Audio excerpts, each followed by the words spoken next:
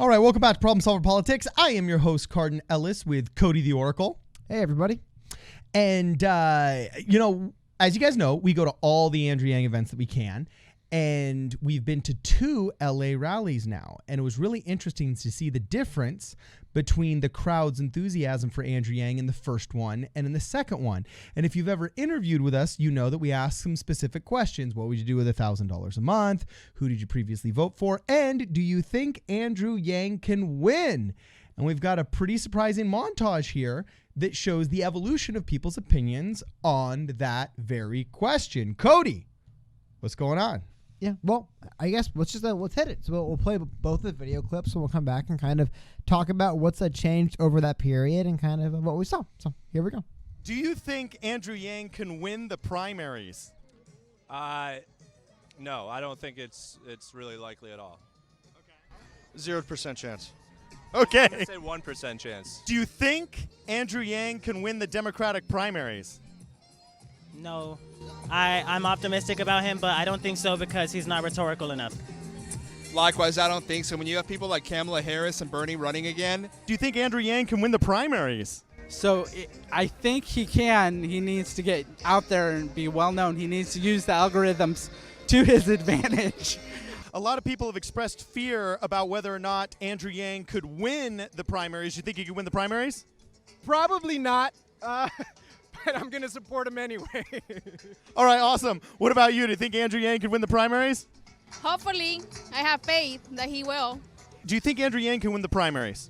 I think he could win the primaries. Okay, what do you think would make it so he could win the primaries? I feel like he'll get a lot of support from probably past candidates. I know he's met with Barack Obama, and maybe if other candidates would endorse him, he'd probably get a lot of sponsorship. Do you think Andrew Yang can win the primaries, and then who would your fallback vote be? Yeah, I definitely think he can win the primary.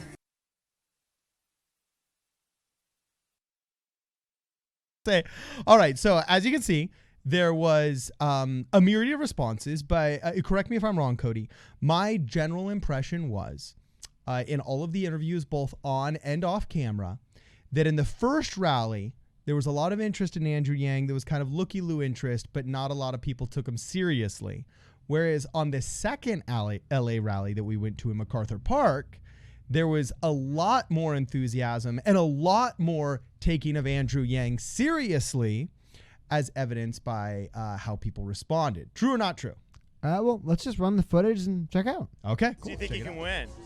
I think he can win, and I think if he doesn't win, then he'll have put in a lot of the groundwork for perhaps winning in the next round. Do you think Andrew Yang can win? Of course. The Democrat primaries? Of course. Do you think Andrew Yang can win? Yes, absolutely. Do you think Andrew Yang can win? You know, it's crazy now. I knew he could win from the first at the end of the first debate. That guy was totally awesome. That was Simba. I remember him. That guy was very awesome. Nice. Very nice guy. Very nice. Yeah, that dude was awesome. Simba, if you're watching, we want you on the show. So anyway, Cody, what were your thoughts? Well, I mean, obviously the enthusiasm and the interest level and just the general excitement has increased over those months. I mean, it's not, 6 months about? Yeah, April 23rd to I guess a little bit less. That was the end of September, beginning of October, right? But it feels right because it was one of the first things we did. We started our channel in February, and then within 6 weeks, we were at that Andrew Yang rally. But I mean, roughly 6 months between those two video clips is all I'm saying. Okay. And obviously the excitement's increased. I mean, a lot's changed in the party over those 6 months. I mean, or in the campaign over those 6 months. So that was interesting. Anything to you that really stood out, though? Because to me, I thought it was kind of similar, to be honest. Okay, this is what stood out to me. Is in the first rally in Pershing Square, there was a lot of enthusiasm, a lot of talk about Andrew Yang. I mean, there was that guy that dressed up as a robot. The LA Yang gang was out in force, and it was a scrappy but very enthusiastic rally, okay? But well, the first two questions you had asked always garnered a very positive response. Like, what would you do with $1,000 a month? What's your favorite policy of his? Super enthusiasm, right? And then we'd round the corner and ask, now here's a question. Do you think he could win? And you'd see their faces like, yeah, Andrew Yang's awesome. Like, oh, yeah, but I don't think he can win. the DNC is going to railroad him like they did Bernie Sanders, or you know what I'm saying? And there was that facial change when I did the interviews. It's an intangible. This is anecdotal evidence. It's not a measurable quantifier. But I remember as the interviewer that the people we interviewed, oftentimes you'd see just kind of like their energy shift from, yeah, he's awesome, but I don't think he can win, like a wilted flower. However, that shift was not happening in the second rally. Not only do you have some people saying, oh, heck yeah, awesome, and some of that was probably assumptive salesmanship, you know, but literally nobody did the wilting flower thing. And out of their psychosomatic physiological response, I sensed a lot more intangible but noticeable confidence in Andrew Yang. And confidence is a very difficult thing to quantify, but we know that it is a big determiner of success. That's why we always have the consumer confidence index when measuring the strength of an economy. Now, unfortunately, there's no, Yang confidence index that Rasmussen has been able to track along the way as Andrew Yang has been running his campaign. However, I notice as a person who has been engaged in the campaign for over 6 months that yes, there was the equal amount, if not elevated enthusiasm, but also a lot more confidence, both out of the followers and also out of Andrew Yang himself. I mean, don't forget, at this rally was where we got our first interview with Andrew Yang. If you guys haven't checked that out there, it's one of the first videos we posted was an interview with Andrew Yang himself. Check it out.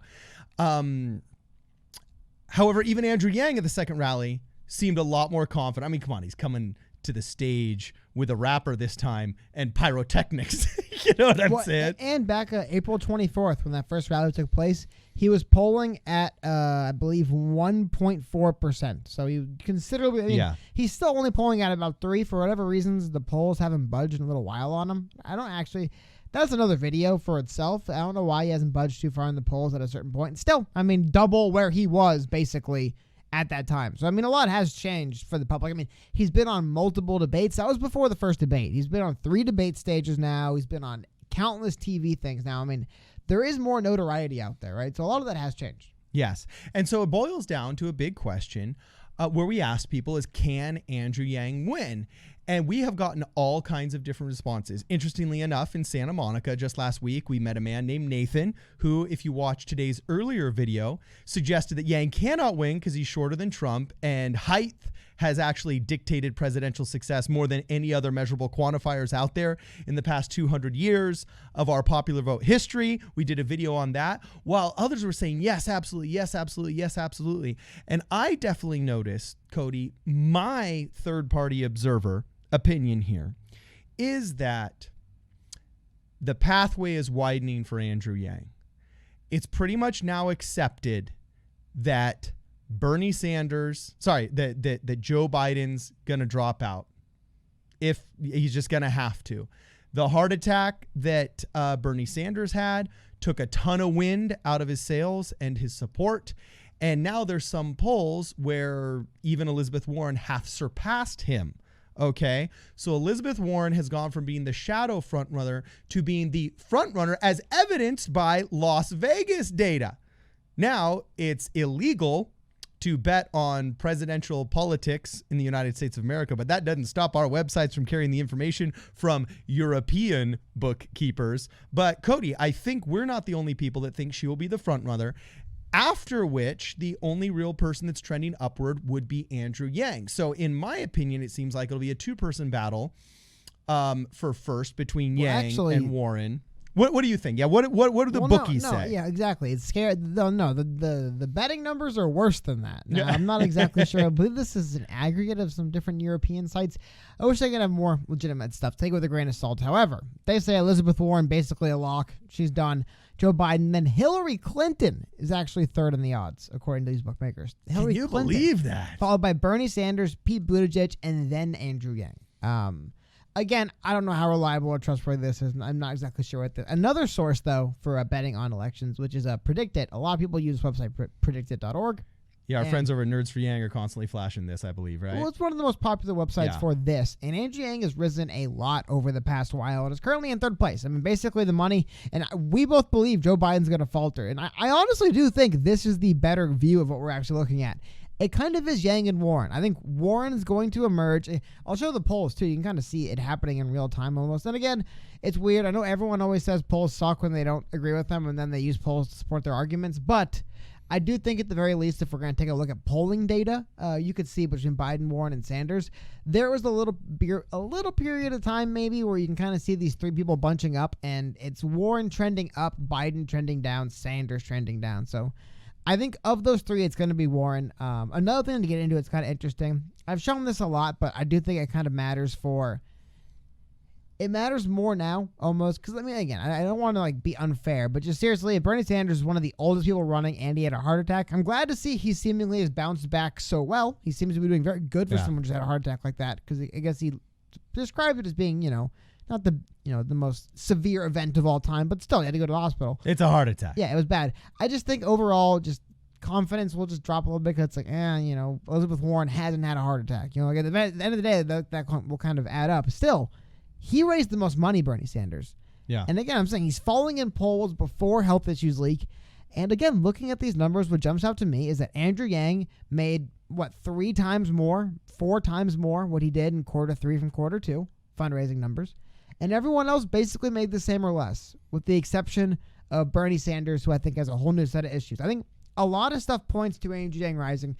And I think you can kind of see in those video clips, people are starting to feel it, right? I think that's a good way of kind of agreeing with people. Like, you can kind of tell the Yang gang is starting to feel it. Like, hold on a minute here. Like, the campaign's raising a ton of money, getting a ton more name recognition, notoriety. Yeah. Other candidates are starting to falter a bit. Like, there's a big opening here all of a sudden for Andrew Yang to jump in and take the nomination.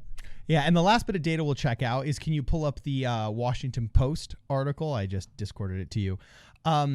The Q3 stats were released, okay, and obviously, just as the title in the Washington Post says, don't get too excited about the Democrats' fundraising hauls unless you're Andrew Yang, because there are some things that are unique to Andrew Yang. Now, we're not going to fanboy it here. We're just going to let the data speak for itself. And unfortunately, though I'm sure many of our viewers want to be able to start, banging the pots and pans and cheering for Andrew Yang because he had such a big haul, unfortunately, polling data is a much better way of predicting electoral success than financial data is. I often quote Ayn Rand in this video series, and her saying that money is a barometer of a civilization. So it's a good barometer, okay?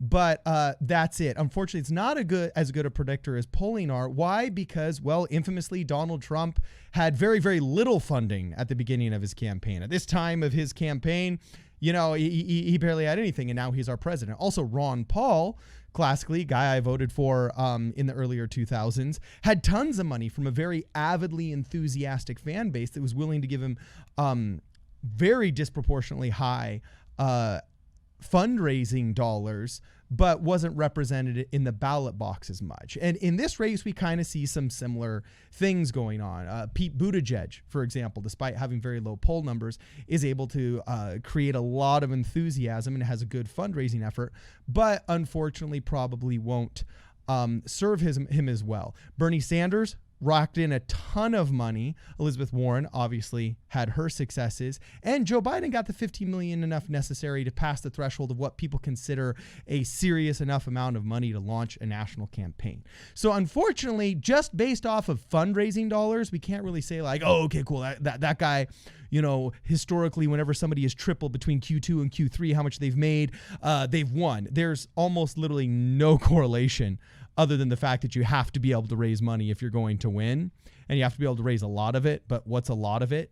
There's no real data that we can extrapolate success or failure from based off of fundraising numbers.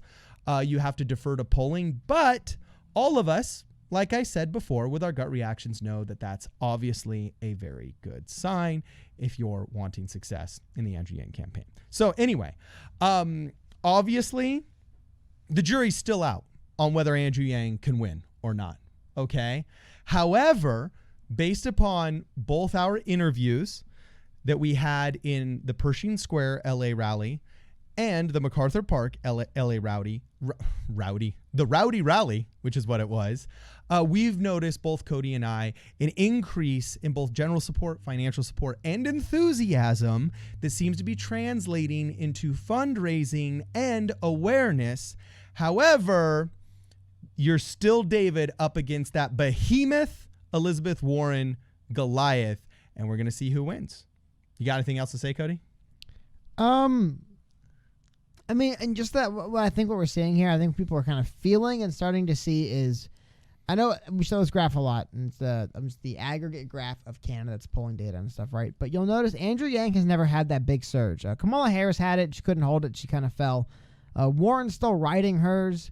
You'll notice Bernie never had one because everyone knows who Bernie is. A lot of these candidates realistically don't have any growth. The trillionaires and the billionaires, they should not exist, and they're the reason why. Oh, that's not fair. That's not fair. No. That's not what I'm saying at all, though. What I'm trying to say is that there's an actual path for growth for Andrew Yang here. There's an audience he could find, an audience he could discover that he hasn't had before. There is actually a plan for victory for Andrew Yang. I don't think we see with other candidates. Okay. Fair enough. I think people are starting to feel it, and that's what we're noticing. That was a much more concise and better analysis than mine. Anyway, let us know what you guys think. If you haven't had a chance to like this video, please like it. If you haven't commented yet, please comment, because we try and respond to all of the comments. And if you want to contribute to the channel, check us out on PayPal. The link will be in the description. If you want to get a hat, go to problemsolverpolitics.com and join us on Twitch on Tuesdays and Thursdays, where we live stream. Also, if you want to leave us a voicemail to ask us a specific question for a video, you can call us at 1-833-PSP-RADIO, and we'll do a video on your questions. This is Problem Solver Politics. We'll see you in the next video.